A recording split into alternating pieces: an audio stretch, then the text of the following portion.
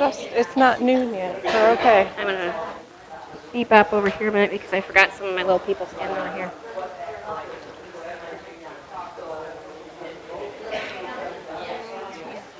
6, 8, 10, 12, 14. Okay. All right. Ready? All right. Welcome to Lunch and Learn. It's just noon now, so we'll go ahead and get started. I'm Jennifer Vanette. I'm your outreach coordinator. And it's my pleasure to introduce somebody I think many of you already know, our chief curator, Sandy Schwan, who will talk about the history of nutcrackers today. Before she gets started, I just do want to draw your attention to a couple changes in the calendar just because the holiday season is upon us nearly.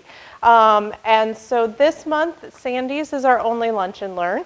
Otherwise, we would just get too close to that Thanksgiving travel period.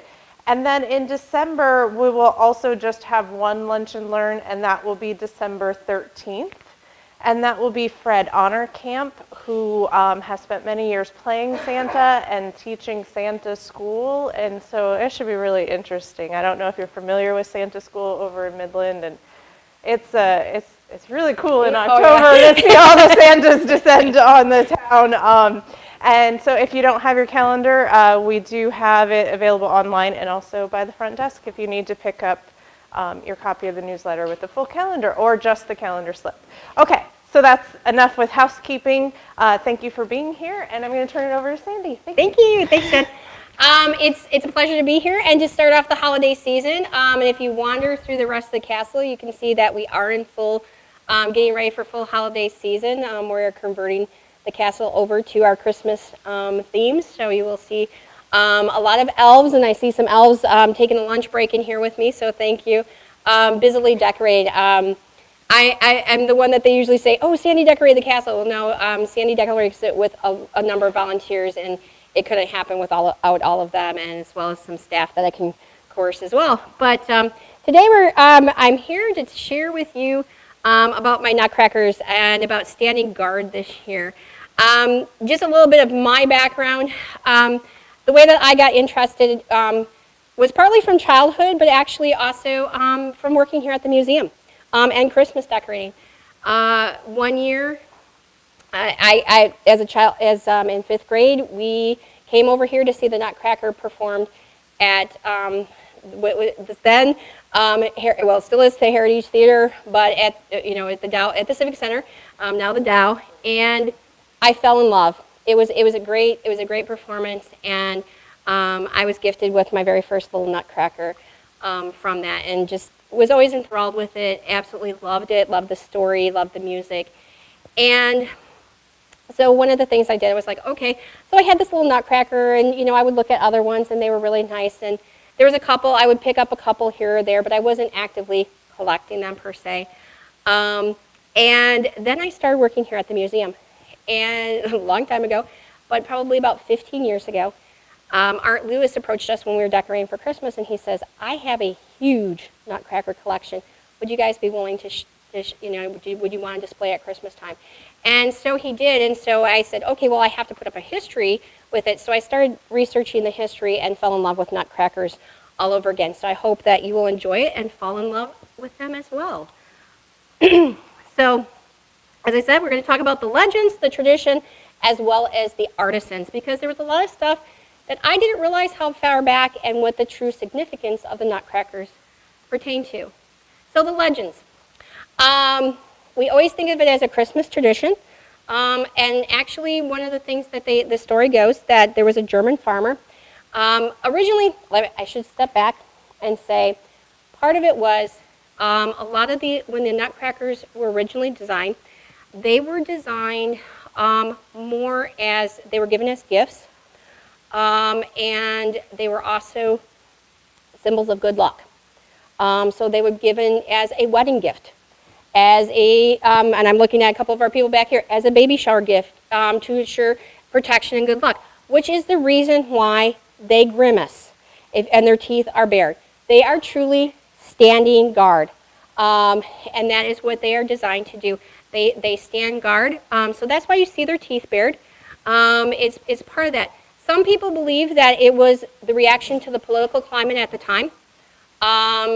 There was the whole issue with the Holy Roman Empire. Towns were feeling oppression and things like that. Personally, I enjoy a good folk tale, so I'm going to go with the folk tale version. And what the folk tale version says is that there was a farmer who had a large walnut tree in his yard, and he had all these walnuts, but he didn't have a good way of cracking them. And so what he did was he put out a call, and he said, I would like, and my clicker is not working. Oops. All right, something has happened. See if I can get it to come up. Nope. I'm frozen. Well, I can go on with the story.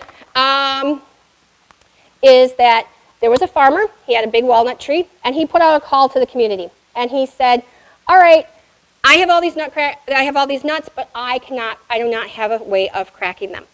And so he said, I'm looking for suggestions, and you will get a prize if you have the winning design. And so we had, perfect, yes, thank you. Is the clicker going to work? Yes. Okay, I don't know. So the carpenter said, I will saw these in half. Well, that wasn't very efficient. The soldier came along and he said, I'll shoot them. Well, you know what? If you can hit that small of a target, great. I'm just not sure how many pieces will be left to actually eat. But it was the winning design actually came from a puppet maker, and Germany is one of the things that they're known for is their beautiful carved puppets. And he came up with this soldier standing guard with bared teeth so he can bite down hard on those nuts, and he was promptly rewarded by the farmer with his own workshop. So personally, I like to go with the folklore tale that's how we came about with nutcrackers. But as I said, they were originally designed as messengers of good luck. They were given as gifts to ensure that. And they also talk about the cycle of life. One of the things that they represent, because the original nutcrackers were all wooden, and in some traditions they see it as the complete cycle of life. That it started out as a nut, the nut grew into a tree, the tree then shared not only its nuts again for the continuous cycle of life, but that the wood was actually used to create a figure. And then that figure was used to crack open the nuts that then fed people. So it's all part of the cycle of life. Another part of them was that they became part of a wonderful conversation piece at dinner. Sweet meats, so different types of nuts, were often part of the dining experience, often part of the dessert.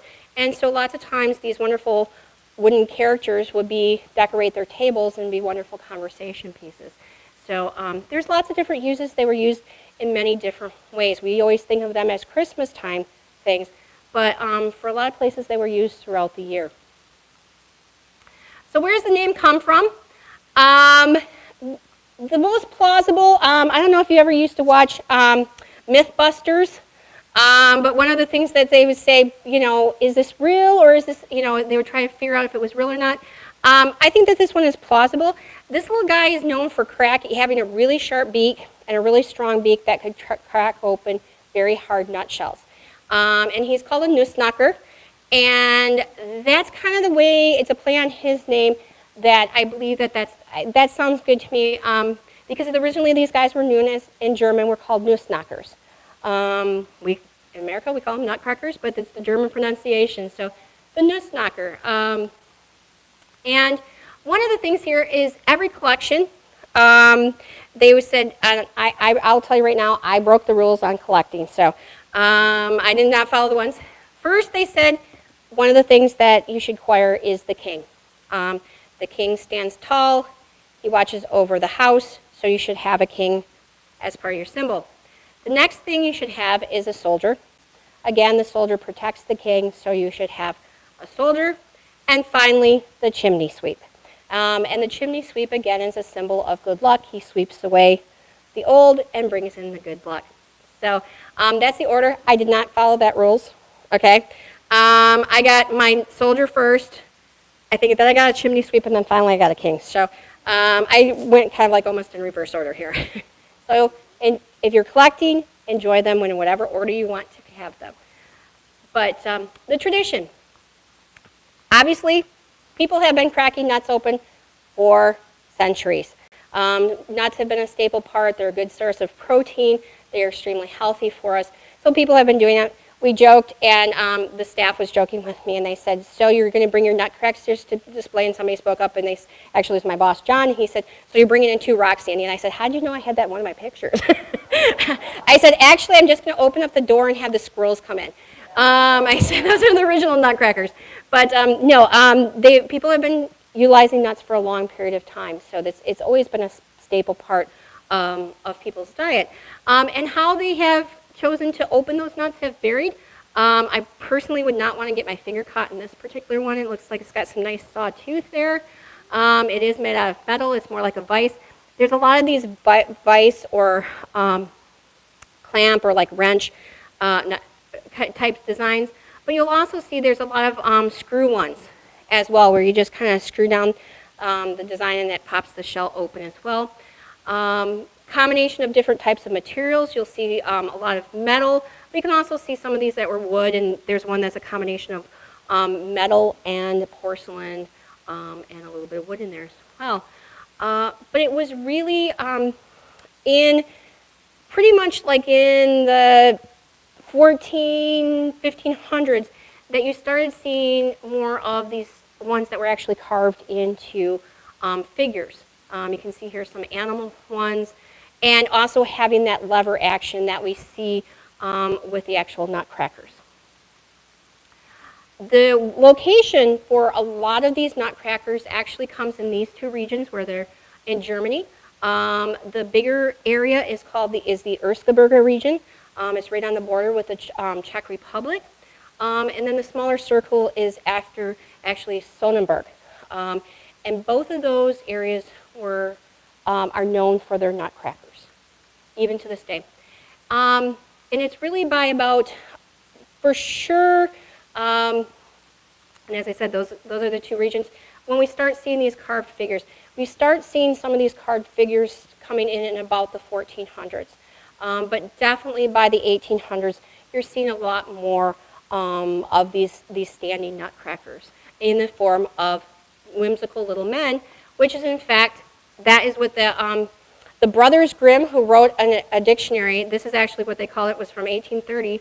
They said the term nutcracker appeared then, and it was designed as a vice, often in the form of a misshaped little man, in whose mouth you push the nut by means of a lever or screw is cracked open. So, so we were starting to see these guys already by the 1830s. And part of the reason for that, Siefen is one of the big areas, and you can see, if you remember the other map, that's really in the Erzgebirge region. And Siefen was actually a mining community, and had been a mining community for a number of years.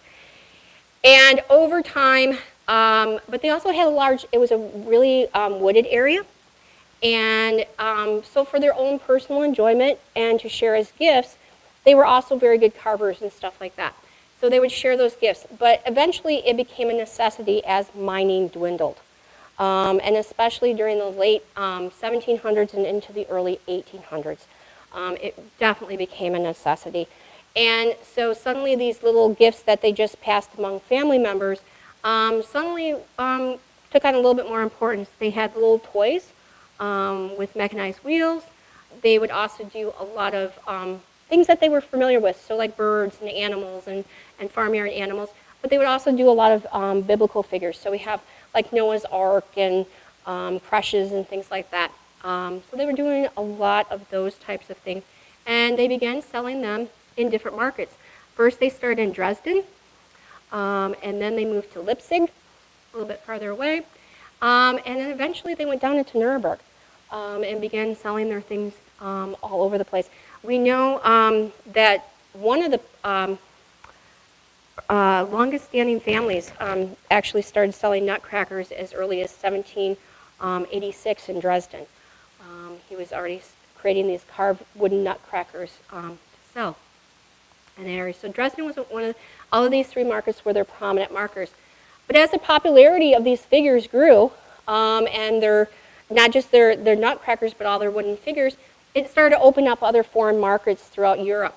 One was in Norway, another one was in Russia, and then they also had large markets in Poland at that time. So they were very, very popular, and they were selling these. Now it became not just a community local gift, but they were actually spreading out to other areas. William Faulkner is actually considered the father of the modern nutcracker.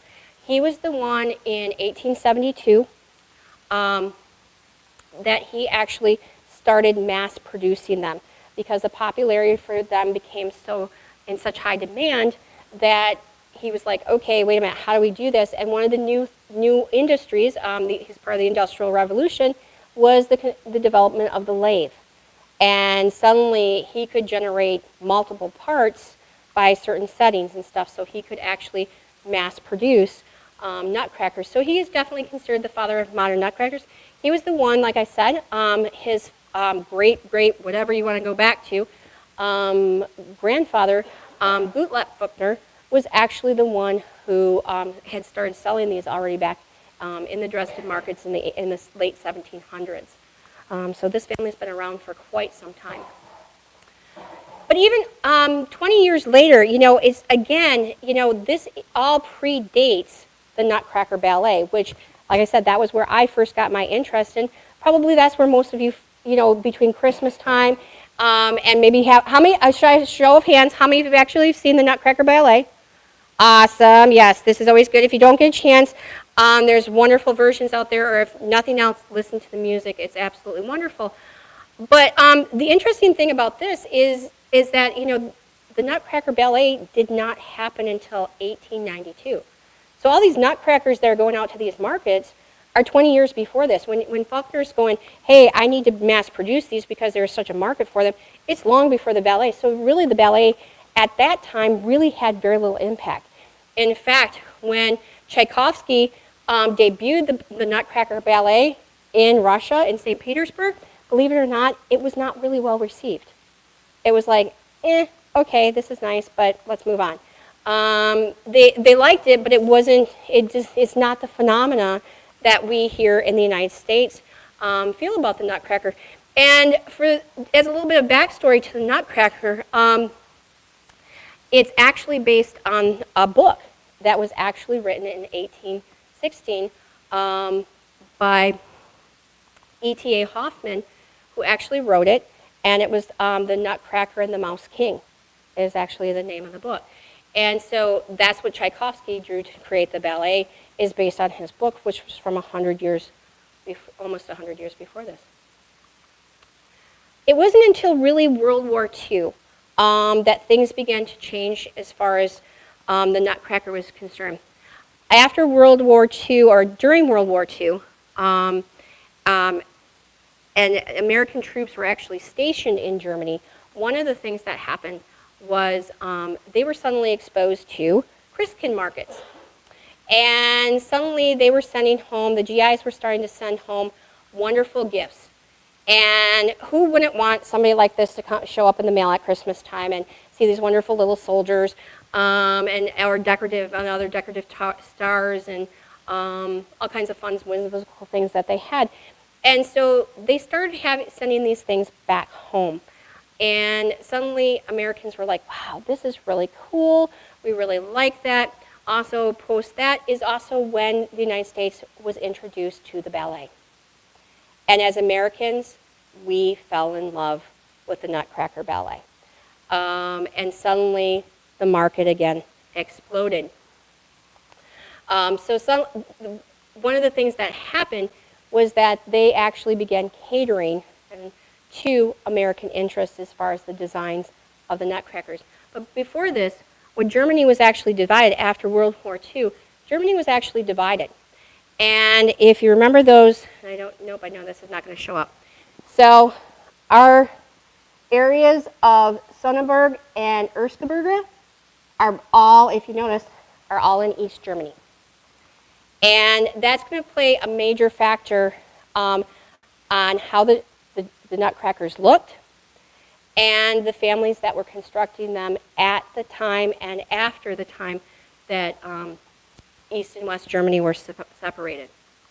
In the East, you will still see the traditional soldier. You will still see the guard. These were very typical Eastern European nutcrackers. They were still being produced in that part of Germany, but they had definitely the more military look. Whereas in the West, we were having a lot more fun. And we start, you can see our guy here, he's having a good time, he likes to party. So we got our little German beer stein guy. You started seeing lamplights, so you started seeing, they started introducing not only other whimsical characters, they like to have fun, they like to make them laugh. You see less of the sternness, you see a little bit more of the whimsy with these.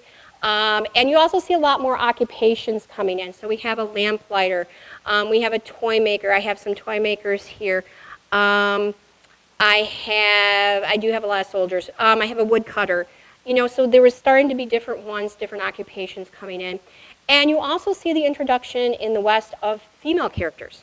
So you start seeing female nutcrackers coming into this area as well. Like I said, the nutcracker comes to the United States, and suddenly, again, in the West, one of the things that you see is Clara and the Mouse King appear on the scene.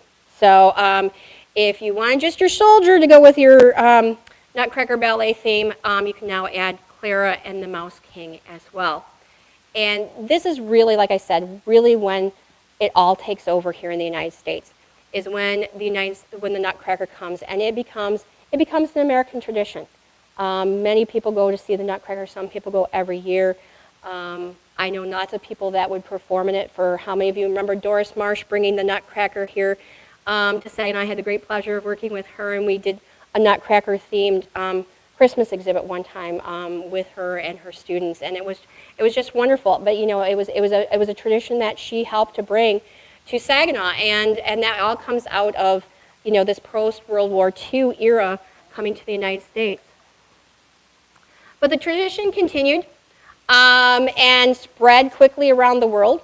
It spread from Germany to other places that began manufacturing the nutcrackers because American wanted nutcrackers.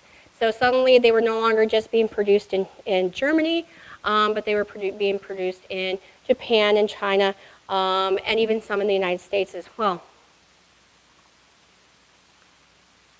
Each one, as you can see here, each one actually takes 130 steps to make. Some of them obviously, that's a traditional, I should say a traditional German nutcracker. Takes 130 steps to make. They are made, the traditional ones in Germany are made from several different types of trees. It includes several different types of trees. They include pine, maple, beech, and linden trees are all part of the process. And the wood from that can actually, they sometimes will let the wood dry for 3 to 4 years. So when you talk about the traditional ones that are being manufactured still today in Germany, and you see the price tags, and we all kind of, sometimes I sit there going, okay. That one of the things when they look at with that is that these are true, when you're buying these are true pieces, works of art. So the first one is the Steinbeck family. The Steinbeck family had owned a mill in the Erzgebirge region of Germany back in the 1830s. And then they saw they were good business sense, and they saw the need they said, okay, we have this market, why don't we try constructing some of these nutcrackers? And so they began constructing a lot of these nutcrackers you see handmade in Germany. And they have a very interesting look to them, and lots of times you can really tell, but not always, because a lot of the new ones have it too, but they have definitely a very look. A lot of times it's with their eyes are constructed, their nose is constructed. The Steinbeck, all the ones that are made in Germany, even though we now consider them decorative, are designed to actually work. You can still crack nuts with them. I am never going to try that. I enjoy my nutcrackers, not going to take a chance that my luck, it would not end well. I have not acquired a Steinbeck nutcracker, but I have acquired one of their little ornaments, and I've kind of fallen in love with these little guys, and who knows, they might become on the next collecting thing. But they're little ornaments. The little guy, he's a cuckoo clock salesman down in front, and he's selling his cuckoo clocks. But they still construct them. One of the things that happened with the Steinbeck company during World War II was that this family was actually split. Half the family was in East Germany and half the family was in West Germany. And so, and they were both the factories were actually able to continue to manufacture nutcrackers. And once the wall came down, they were actually able to combine back in one. So when they talk about the Steinbeck family, it's actually from those two traditions, being able to come back together at that time. So they had it in Hohenheim, and then also in Marienburg in the height of the Erzgebirge. So this was a newer factory in West Germany, and then that was in the Erzgebirge region, and they now actually have both of those. But another one that you will see a lot of is the Ulbrich, and he's my guy on my knight on the horse. This is the Ulbrich family. Brother and sister down the front. The top is Christian, and it's his children are now starting to transition. But it was Christian's dad, Otto, during the 1928 fair in Paris. Actually took a wooden design piece that he had a very whimsical, mechanical little display is the best way I can describe it. And won an award, and he started producing nutcrackers, and that's what he turned it over to. And he did it for a number of years. He saw the handwriting on the wall, though. He saw what was coming down the line with Germany and with World War II, and he got his family out to Paris before World War II happened. So after World War II, he went back to Germany, but obviously he settled in the West. And he continued to make nutcrackers in West Germany. And then his son Christian, actually after the wall came down, was actually be able to go back into, his family was actually in Sonnenberg, so in the other little small area. He was actually able to go back and purchase the factory. So again, the factory is now producing nutcrackers both in the East and the West. And Christian's kids are now continuing the tradition as well. And so you can see a little bit of factory work, and Uncle Drosselmeyer here is hanging out with him. But then we have this one, and the Fuchner family. And this one was really exciting for me because originally when I developed this program 10 years ago, actually a little bit more than 10 years ago, one of the things that happened was, it's like people always think that history doesn't change. Well, actually it does. There's more research and stuff and knowledge is we are able to fill in some of the gaps. And I did not know that they had survived. I did not think that that family tradition of making nutcrackers had survived World War II. I was not able to initially find anything in my research. But when I got ready to do another program about a year later, I discovered that that they were actually still making these wonderful nutcrackers in the same factory, and it's definitely a family tradition. And they also make these little guys down here with the candle and then the open mouths and stuff are smokers. They burn incense. So if you like those kinds of things, that's what they do. But there's still a lot. They're all done by hand. They hand paint them and glue all the parts on, because that's another thing with these things. These have to be, even though they're mass produced, they're still all done by hand. So the Fuchner family, and I did actually, I always wanted a lamplighter, and I was able to find one, so I have a lamplighter from the Fuchner family as well. And then there was the Adler family, and the Adler family, Kurt Adler, came in, and he began to design nutcrackers here in the United States. He is actually from America, him and his daughter, and they actually started doing ones, and they started definitely catering. You will see these catering to American interests. And the one at the bottom, the Hollywood line, which I have a couple of pieces, are my pink and red one, pink, red, and white one here, is actually designed by his daughter.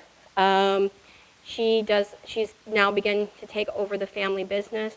And you will see a lot more really definitely whimsical ones. She does woodland ones. My little woodland guy down there on that end is also part of it. She uses bright colors.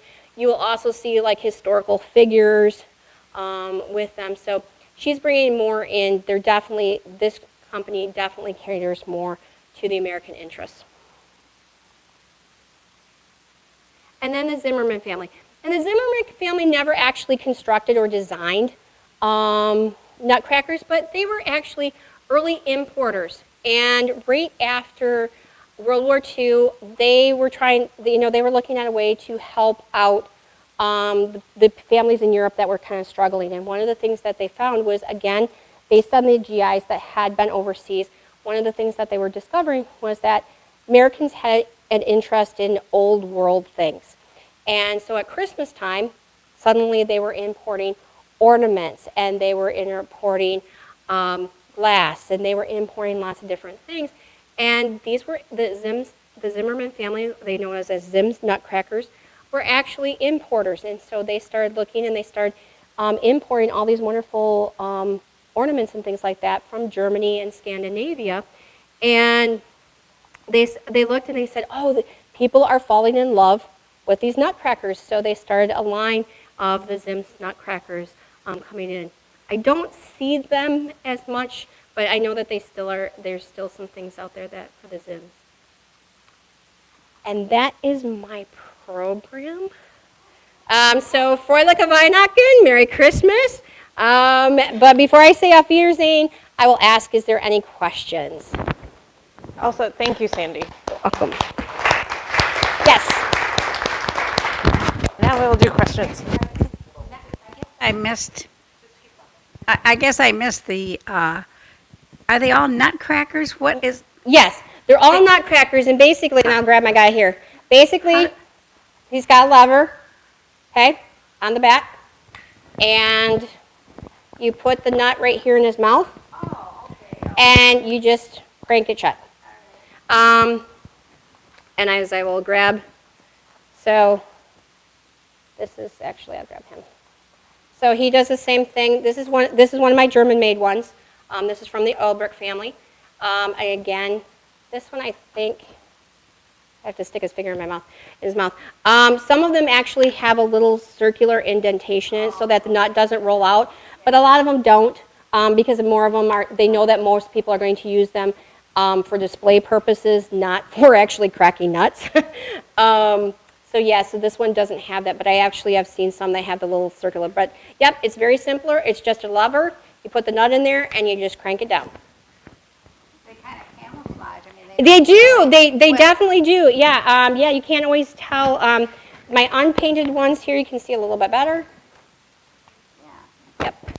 So yeah. So that's how. And I was going to get. Nope. He's straight as well. So sure.